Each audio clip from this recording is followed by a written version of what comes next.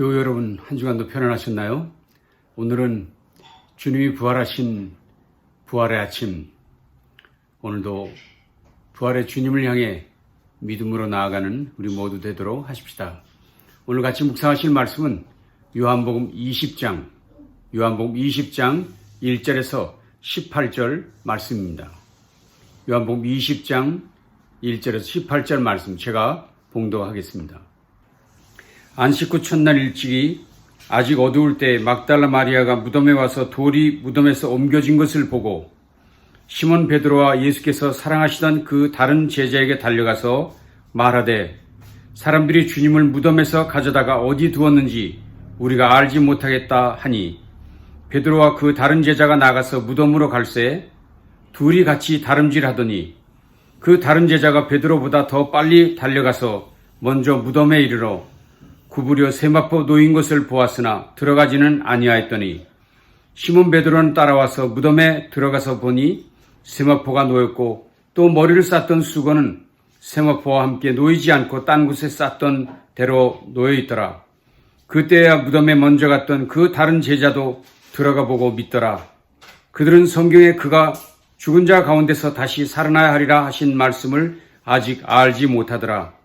이에 두 제자가 자기들의 집으로 돌아가니라. 마리아는 무덤 밖에 서서 울고 있더니 울면서 구부려 무덤 안을 들여다보니 흰옷 입은 두 천사가 예수의 시체 뉘었던 곳에 하나는 머리편에 하나는 발편에 앉았더라. 천사들이 이르되 여자여 어찌하여 우느냐? 이르되 사람들이 내 주님을 옮겨다가 어디 두었는지 내가 알지 못함이니이다. 이 말을 하고 뒤로 돌이켜 예수께서 서 계신 것을 보았으나 예수이신 줄을 알지 못하더라.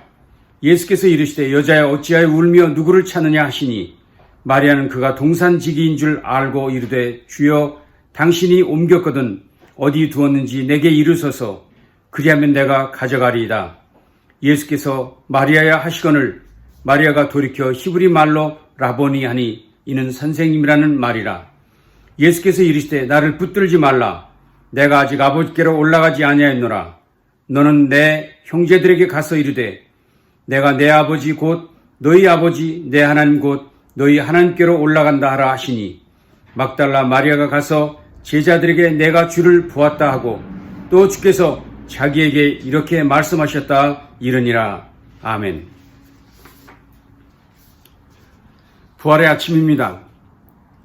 예수님의 부활은 인류 역사상 최고의 사건이며 가장 놀라운 일입니다. 뿐만 아니라 주님을 믿는 우리 모두에게 부활신앙은 기독교의 근본이고 우리 신앙의 기본이며 전부라고 말할 수 있습니다. 그 어떤 말로 다 표현할 수 없는 놀랍고도 신비한 일이 주님의 부활인 것이지요. 매년마다 부활주일을 맞이하며 반복해서 듣는 부활주일 설교는 들어도 부족하지 않습니다. 그러나 들어도 부활신앙에 대해서 믿기는 믿는데 믿어야만 하는데 죽을 만큼 생명만큼 예수님의 부활이 나의 고백인가 하는 일에 뭔가 부족함이 있다는 생각이 늘 드는 것이 솔직한 우리의 고백입니다. 그런데 성경을 보니 성경이 말하는 첫 부활의 현장의 분위기도 이와 비슷한 것을 발견하게 됩니다. 보십시오. 예수님의 무덤을 찾아간 여인들과 그 여인들로부터 예수님에 대한 소식을 전해 들은 제자들은 그저 놀랄 뿐이었습니다. 그들이 놀란 것은 예수님의 부활 때문이 아니라 예수님의 시신이 없어진 일 때문이었습니다. 오늘 본문을 보셔도 그 같은 사실을 발견하실 수 있습니다. 예수님의 무덤을 찾아갔던 여인들이 분명 예수님의 무덤이 비어있다는 사실을 두 눈으로 확인했으면서도 예수님이 부활하셨다는 믿음에 이르지는 않았다는 것을 우리가 볼 수 있습니다. 오늘 1절에서 2절 말씀을 다시 보시겠습니다. 안식 후 첫날 일찍이 아직 어두울 때 막달라 마리아가 무덤에 와서 돌이 무덤에서 옮겨진 것을 보고 시몬 베드로와 예수께서 사랑하시던 그 다른 제자에게 달려가서 말하되 사람들이 주님을 무덤에서 가져다가 어디 두었는지 우리가 알지 못하겠나이다 하니, 여인들이 놀라는 것은, 여인들이 지금 전하고 있는 것은 예수님이 부활하셨다는 소식이 아니라 예수님의 시체가 없어졌다, 누가 가져갔는지 모르겠다, 이것이 놀랄 일이라고 말하는 것입니다. 여인들의 말을 듣고 달려간 베드로도 빈 무덤을 보았지만 역시 그도 예수님이 부활하셨다는 사실은 믿지 못했습니다. 심지어 예수님의 수의가 차곡차곡 개켜져 있는 것을 보았음에도 예수님의 부활을 믿지는 못했습니다. 9절입니다. 아직도 그들은 예수께서 죽은 사람들 가운데서 반드시 살아나야 한다는 성경 말씀을 깨닫지 못하고 있었다. 본문을 보면 부활하신 예수가 서 계셨습니다.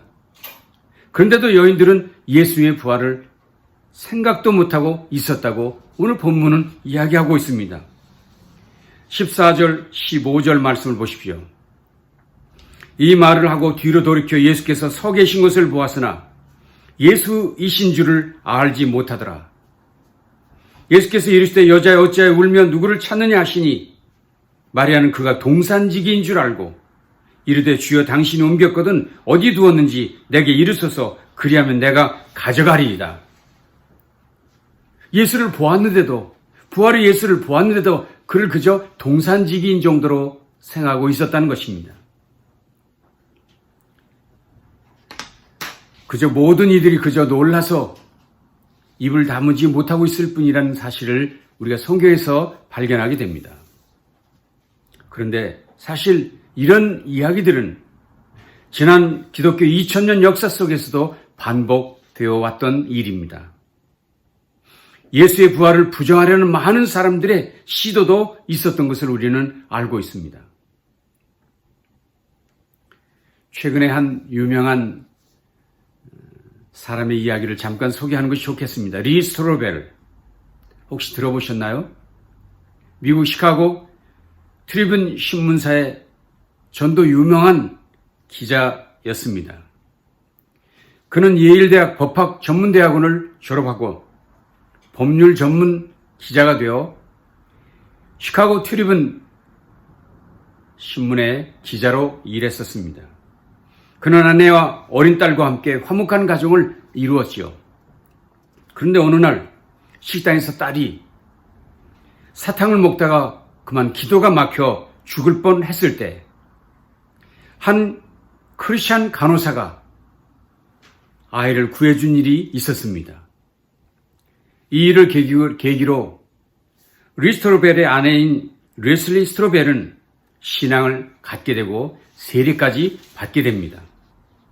문제는 골수 무신론자인 남편 리스트로벨은 아내의 변화에 일종의 당혹감을 느끼게 됩니다.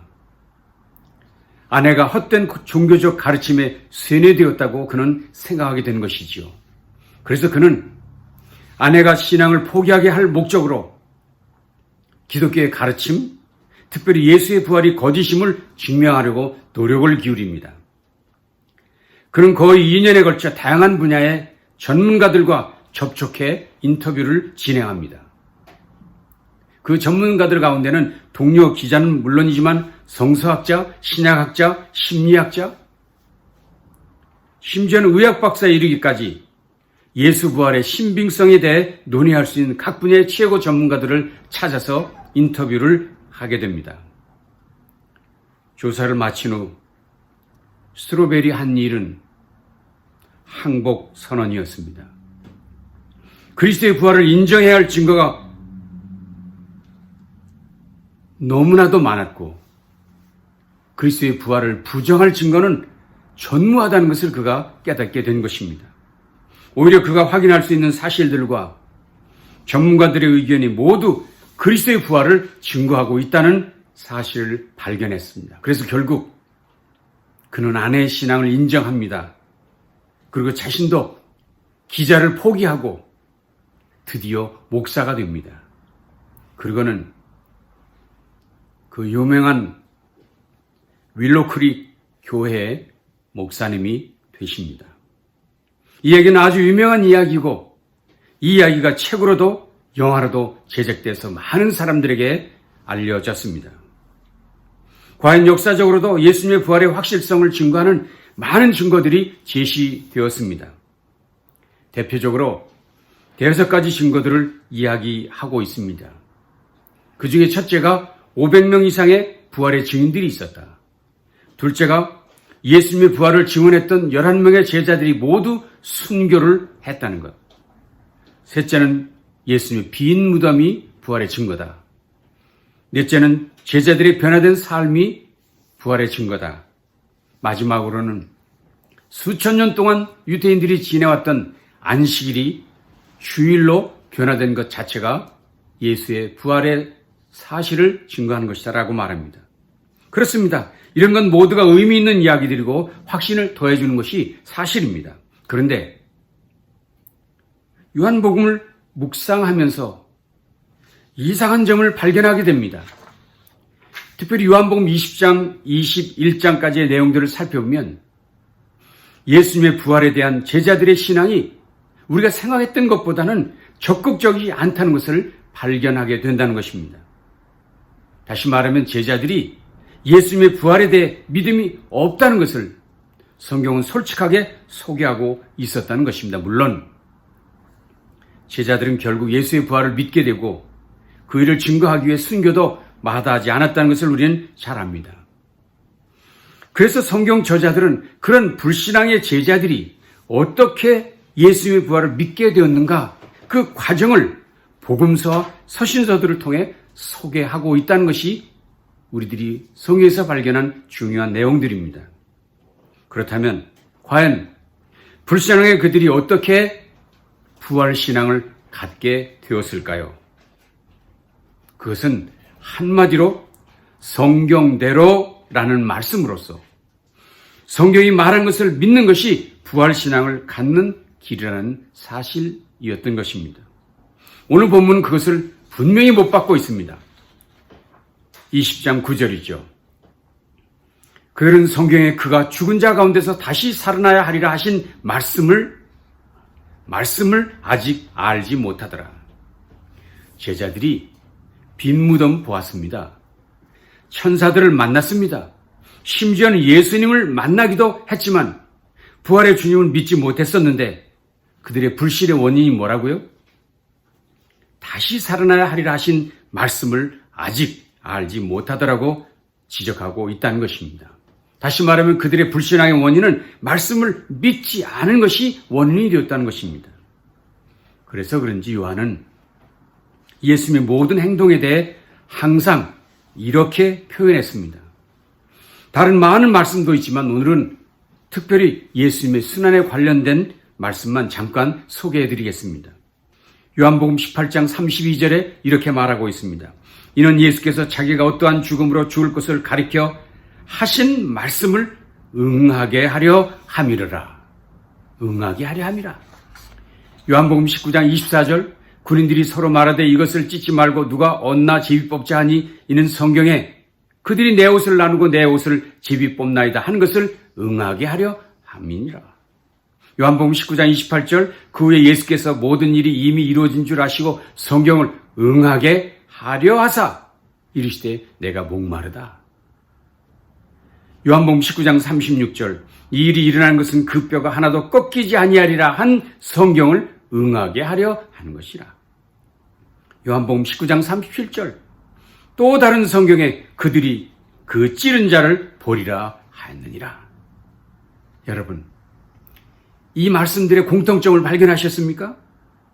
요한이 강조한 것이 무엇인지 발견하셨습니까? 예수의 고난과 관계된 모든 말씀들이 모두 성경을 이루게 하려 함이라는 단서를 붙였다는 것입니다. 즉 예수님의 행동을 믿으려면 성경을 보면 된다는 것입니다. 말씀을 믿으면 부활도 믿게 된다는 것입니다. 빈 무덤이 부활을 증거하는 것이 아니라 부활하신 주를 보았을 때도 그들이 깨닫지 못했던 것을 언제 깨닫게 되는가 하면 말씀을 믿게 될 때, 하나님의 말씀을 믿게 될 때 그들이 비로소 부활도 믿게 되었다고 얘기하는 것입니다. 그래서 그런지요, 베드로의 첫 설교, 사도행전 2장에 소개된 첫 설교에 보면 바로 이 부분을 강조하고 있습니다. 25절에서 33절인데 제가 읽어보겠습니다. 다윗이 그를 가리켜 이르되 내가 항상 내 앞에 계신 주를 배웠으며 따로 요동하지 않게 하기 위하여 그가 내 우편에 계시도다. 그러므로 내 마음이 기뻐하였고 내 혀도 즐거워했으며 육체도 희망에 거하리니 이는 내 영혼을 음부에 버리지 아니하시며 주의 거룩한 자로 썩음을 당하지 않게 하실 것이미로다. 주께서 생명의 길을 내게 보이셨으니 주 앞에서 내게 기쁨이 충만하게 하시리로다 하였으므로 형제들아, 내가 조상 다윗에 대해 담대히 말할 수 있느니 다윗이 죽어 장사되어 그 묘가 오늘날까지 우리 중에 있도다. 그는 선지자라 하나님이 이미 맹세하사 그 자손 중에서 한 사람을 그 위에 앉게 하리라 하심을 알고 미리 본 거로 그리스도의 부활을 말하되 그가 음부에 버림이 되지 않고 오직 육신이 썩음을 당하지 아니하시라 하더니 이 예수를 하나님이 살리신지라 우리가 다 이 일의 증인이로다. 무슨 말인가요? 베드로가 예수님의 부활을 믿게 되는데 그것을 어디에서 확신하게 되는가 하면 다윗의 고백을 통해 그것을 알게 되었다는 사실입니다. 놀라운 이야기죠. 바울도 비슷한 이야기를 하고 있습니다. 바울도 부활을 증거하는 설교에서 이렇게 말하고 있습니다. 고린도전서 15장이었죠. 내가 받은 것을 먼저 너에게 전하였노니 이는 성경대로 그리스도께서 우리 죄를 위해 죽으시고 장사 지낸 바 되셨다가 성경대로 사흘 만에 다시 살아나사 게바에게 보이셨다. 성경대로 성경에 보니 예수의 부활이, 예수의 죽으심이 다 이야기되어 있었다. 그러니 내가 그 성경을 믿을 때 부활도 믿어지고 예수님의 죽으심도 믿어지게 되었다는 것입니다. 한 가지만 더 소개해 보겠습니다. 누가복음 24장에 보시면 예수님께서 십자가에서 돌아가신 이후에 낙심한 두 제자가 엠마오로 가는 길에 부활의 주님을 만난 이야기를 소개하고 있습니다. 여러분 잘 아시는 이야기죠. 그들은 꽤 오랜 시간 예수님과 이야기를 나눴습니다. 그렇지만 그분이 누구인지 몰랐습니다. 꽤 오랜 시간 그분과 대화했는데도 그분이 누구인지 알지 못했습니다. 그래서 결국 주님이 이렇게 말씀하셔요. 25절에 이르시되 미련하고 선지자들의 말한 모든 것을 마음에 더디 믿는 자들이요. 선지자들이 말한 모든 것을 마음에 더디 믿는 자들이요 라고 말하면서 제자들을 책망하십니다. 그러시고는 이렇게 말씀하십니다. 이에 모세 5경이죠. 모든 선지자의 글로 시작하여 선지서들을 말합니다. 모든 성경에 쓴 바 자기에 관한 것을 자세히 설명하시니라. 성경을 드디어 자세히 풀어주셨습니다. 예수님께서 친히 모세와 모든 선지자의 글로 시작해서 모든 성경에 쓴 자기에 관한 것을 자세히 설명하셨다는 것입니다. 그랬더니 어떤 일이 벌어졌습니까? 32절입니다. 그들이 서로 말하되 길에서 우리에게 말씀하시고 우리에게 성경을 풀어주실 때에 우리 속에서 마음이 뜨겁지 아니하더냐? 성경이 이해될 때 마음이 뜨거워지고 그리고 그분이 예수라는 것을, 부활하신 주님이라는 것을 알게 되었다는 것입니다. 부활의 주를 직접 뵙고도 깨닫지 못하던 그들이 말씀을 풀어주실 때 마음이 뜨거워지고 드디어 부활의 주를 깨닫고 믿게 되었다는 것입니다. 그렇습니다. 부활의 신앙은 어떻게 생기는 것일까요? 빈무덤 때문입니까? 많은 증인들 때문입니까? 아닙니다. 성경이 믿어질 때, 성경대로라는 말씀이 믿어질 때인 것을 우리가 알 수 있습니다. 성경에 대한 믿음이 예수 부활 신앙으로 연결되고 그 신앙이야말로 최고의 신앙임을 확신할 수 있는 것입니다.